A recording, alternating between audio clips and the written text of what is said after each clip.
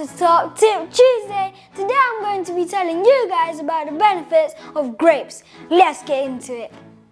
Number 1, these sweet juicy fruits, especially red and purple grapes, are packed with vitamins, minerals and immune boosting antioxidants, one of which is resveratrol, which boosts the ability to lower blood glucose levels in people with diabetes.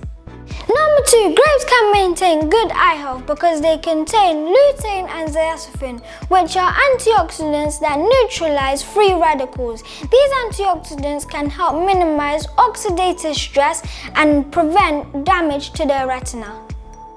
Last but not least, number 3, consuming grapes regularly are particularly helpful in reducing the pain intensity of people suffering from osteoarthritis.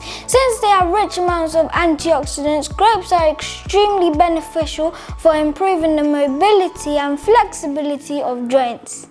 Thank you for watching, hope you enjoyed, and catch me next time to see what I make with these grapes.